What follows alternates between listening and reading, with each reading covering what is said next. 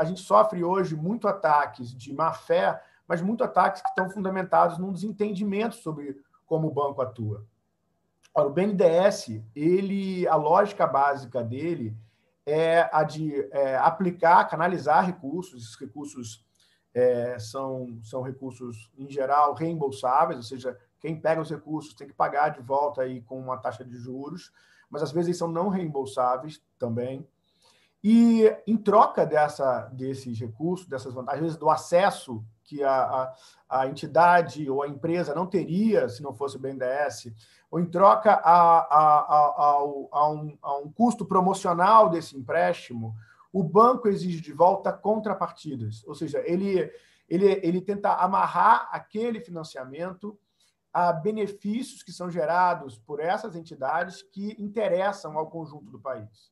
Não são contrapartidas para o banco, são contrapartidas para a sociedade. A história do BNDES por exemplo, a história do desenvolvimento econômico brasileiro é a história de, por exemplo, você atrair multinacionais nos anos 50 para o Brasil para produzir automóvel, mas tendo como contrapartida, por exemplo, a compra de autopeças de empresas nacionais. Isso foi um motor de desenvolvimento industrial incrível no Brasil. Essas contrapartidas devem ser transparentes, devem ser divulgadas para a população. Eu acho que tem um trabalho didático para se fazer nesse sentido. E quais demandas e quais contrapartidas devem ser feitas e quais são as prioritárias estão ligadas a um plano estratégico do Brasil, um plano estratégico que o país precisa, né, ter apresentado. No meu entendimento, o BNDES, como entidade que é a única capaz de oferecer crédito de longo prazo e dar suporte a políticas de Estado, políticas que precisam responder a grandes objetivos de interesse nacional, ele não deveria ser estritamente um órgão subordinado a governos, né? A lei que criou o BNDES define a instituição como ferramenta fundamental do desenvolvimento e traz a obrigação de que ele seja uma ferramenta de governo. Não fica claro o que é política de Estado e política de governo. Eu creio que o BNDES, pela sua capacitação, pela sua qualidade, deveria ter um reconhecimento formal, legal, da sua autonomia técnica. O Arthur tocou nesse ponto.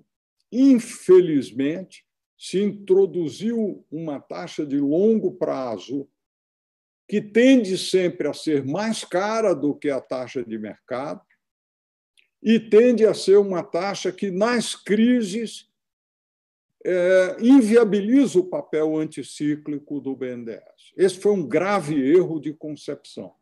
Eu não estou querendo que volte ao passado, de ter uma TJLP subsidiada. Não acho.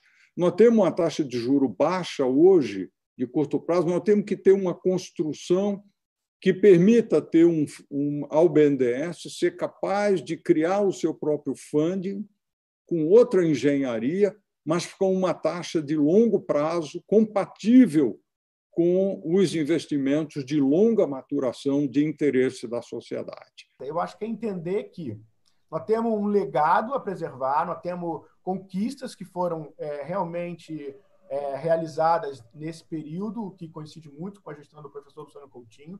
Nós temos que ser capazes de lutar, porque isso está em jogo hoje, o próprio BNDES está em jogo hoje, a possibilidade do banco promover setores foi tirada com a mudança da taxa de juros do BNDES durante o governo Temer.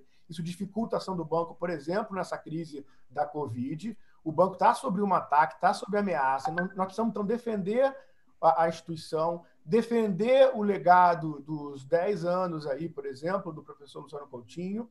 Agora, nós precisamos ao mesmo tempo, construir uma reflexão crítica sobre os desafios, assim, sobre as limitações do BNDES, as limitações do que foi realizado para projetar um BNDES do futuro que está à altura dos anseios da população brasileira pelo desenvolvimento econômico.